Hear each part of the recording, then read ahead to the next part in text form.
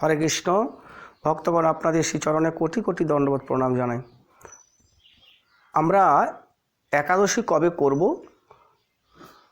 আর অনেকে বলছেন এই মাঘ মাসের একাদশী কেন ফাল্গুন মাসে হলো? এটা হচ্ছে মাঘ মাসেরই পক্ষ, শুক্লপক্ষ।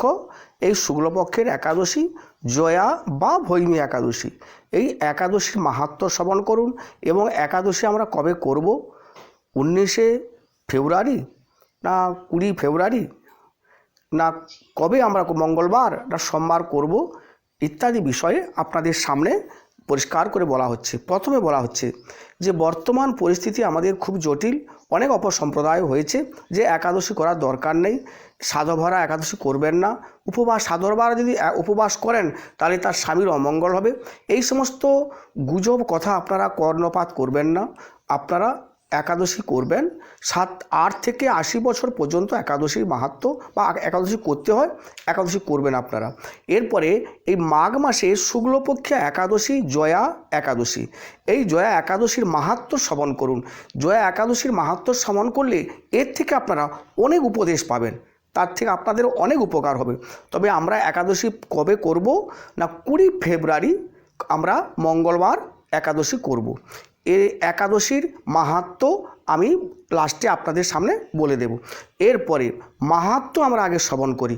মাহাত্ম্য আমাদের একাদশী করলে একাদশীর মাহাত্ম্য শ্রবণ করা অবশ্যই কর্তব্য। এবারে আমরা মাহাত্ম্য শুনি।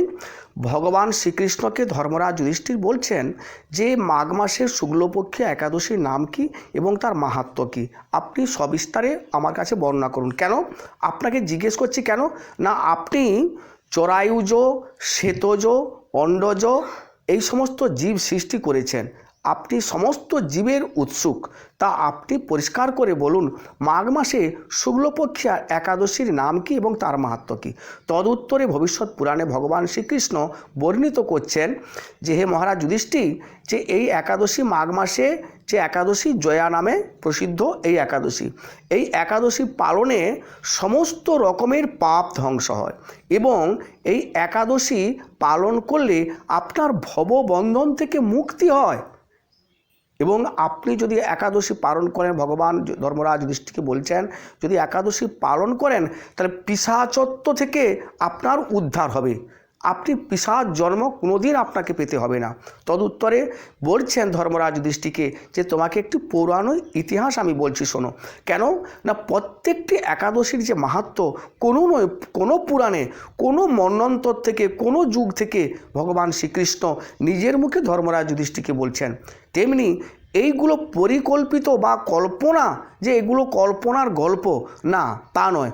অবশ্যই ভগবান শ্রীকৃষ্ণ ধর্মরাজ যুধিষ্ঠিরকে বলছেন, ভবিষ্যৎ পুরাণ থেকে বলা হচ্ছে যে দেবতার রাজা ছিলেন ইন্দ্র।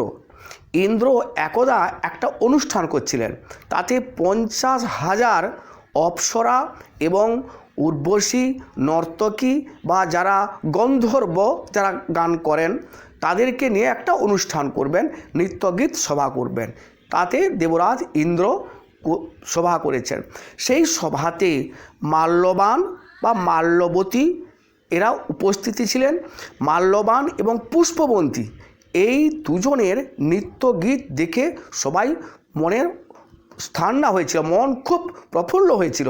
কিন্তু তাদের মধ্যে কতটা ভুল থাকার জন্য দেখুন তাদেরকে কেমন অপরাধ ভোগ করতে হলো। তারা নাচ, নৃত্য এবং গাইতে গাইতে তারা দুজনের প্রতি দুজনে আকৃষ্ট হলো। কটাক্ষে চোখে, তার চোখে কটাক্ষ দৃষ্টিতে দেখছেন। যে তখনই এই কটাক্ষ দৃষ্টিতে দেখতে গিয়ে রাজা ইন্দ্র মনে করছে যে এখানে তো তাল ভঙ্গ হচ্ছে। কেন? যখন পুষ্পবন্তী যখন দেখছেন যে এই তাল ভঙ্গ হচ্ছে, তখন ইন্দ্র ক্রোধান্বিত হলেন। ইন্দ্র ক্রোধান্বিত হয়ে সেই দুজনকে অভিশাপ করলেন যে তোমরা এই নৃত্য গীত করতে করতে তোমরা তাল ভঙ্গ করছো, উভয়ের প্রতি আকৃষ্ট হচ্ছ, ভালোবাসা প্রতিশ্রুতি করছো, তাই তোমাদের আমি অভিশাপ দিলাম।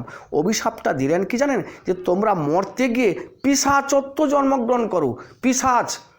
তাই তারা তৎক্ষণাৎই তারা মরতে এসে হিমালয়ের পর্বতে তারা পিশাচত্ব গ্রহণ করলেন, পিশাচত্ব লাভ করলেন, তাদের সেই রূপ যৌবন সব শেষ হয়ে পিশাচ হলেন।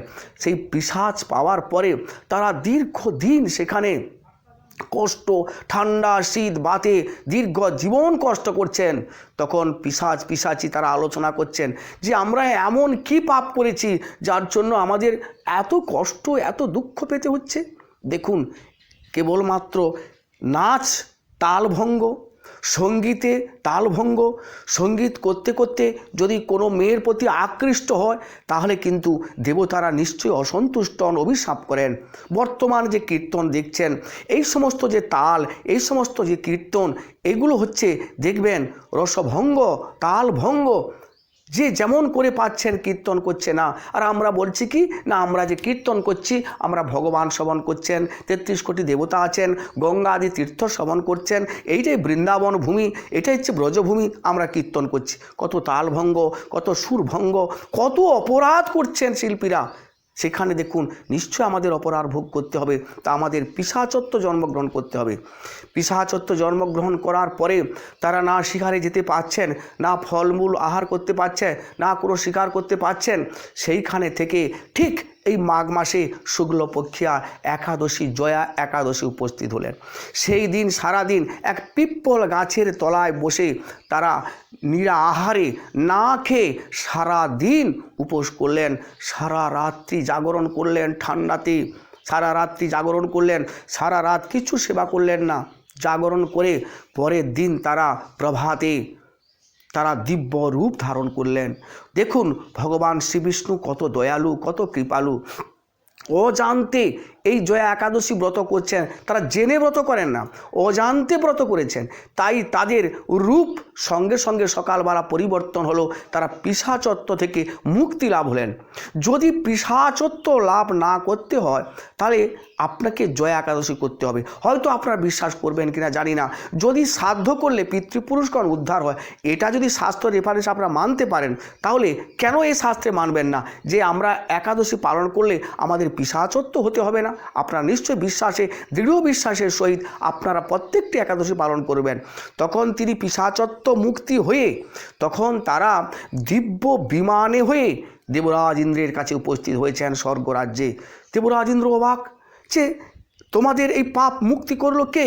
কে এমন, কার সাহস আছে, কোন দেবতার সাহস আছে যে তোমাকে এই পিশাচত্ব মুক্তি করলো? বলছেন আমরা অজান্তে এই ব্রত পালন করেছিলাম, মাঘ মাসের শুক্লপক্ষিয়া একাদশী, এই একাদশী জয়া নামে একাদশী আমরা পালন করেছিলাম, অজান্তে পালন করেছিলাম। তাই ভগবান শ্রীবিষ্ণু আমাদের কৃপা করে এই মুক্তি করেছেন, পিশাচত্ব থেকে মুক্তি করেছেন। তাই দিব্যরূপ ধরে আমরা আবার ফিরে এসেছি। ইন্দ্র তখন বলছেন যারা একাদশী করেন, ভগবান শ্রীবিষ্ণুর ভক্ত, তাদেরও আমি প্রণাম জানাই, তাদেরও দণ্ডবত প্রণাম জানাই। তা তোমরা আমার প্রণম্য, তোমরা এখানে থাকো, দীর্ঘদিন থেকে তোমরা এখানে সুখ ভোগ করো। সেইখানে দেবরাজ ইন্দ্র তাদের স্থান দিলেন। তাহলে একটু কীর্তন অর্থাৎ সঙ্গীত করতে করতে যদি তাল ভঙ্গ হয়, সঙ্গীত করতে করতে যদি তাদের মনের মধ্যে কুআচার, কদাচার, ভ্রষ্টাচার উপস্থিত হয়, তাদেরকে যদি দেবতাগণ অভিশাপ দিয়ে, ইন্দ্র অভিশাপ দিয়ে যদি পিশাচত্ব হয়, তাহলে একটু চিন্তা করুন, জাগতিক জগতের দিকে তাকিয়ে চিন্তা করুন। যারা কীর্তন করছেন তারা কত অপকথা বলছেন, কত অপসাংস্কৃতিক বলছেন, ভগবানকে কত কিছু না বলছেন, কত দেবদেবীর নিন্দা করছেন, একাদশী করতে হবে না ইত্যাদি। তাদের জন্য তারা হচ্ছেন পিশাচত্ব লাভ করবেন। তা আপনারা সচ্চার থেকে সাধু সঙ্গ করে একাদশীর ব্রত করুন এবং একাদশী থেকে আপনারা উপোস করে এই একাদশী পালন করবেন। যদি একাদশী উপোসে পালন করেন অবশ্যই তার মঙ্গল হবে। এবং একাদশী পালনের পরে আমরা পালন করব তার পরের দিন 21শে ফেব্রুয়ারি আমরা পালন করব, অর্থাৎ 6টা 12 মিনিট গতে, 6টা 12 মিনিট গতে 9টা 58-এর মধ্যে আমরা পালন করব, মহাপ্রসাদ সেবা করব। এরপরে ভগবান বিষ্ণুর আগে সেবা করবেন, সেবা করে আপনারা পালন করবেন, যথাবিধি একাদশী পালন করবেন। একাদশী পালনে সমস্ত রকম পাপ ধৌত হয় এবং আমাদের প্রত্যেকটি জীবের যে আমরা 5 প্রকার পাপ করে নিত্য নৈমিত্তিক, সে সমস্ত পাপ কিছু ধ্বংস হয় কেবলমাত্র একাদশী করলে। হরে কৃষ্ণ কৃষ্ণ কৃষ্ণ হরে হরে, হরে রাম রাম রাম হরে হরে।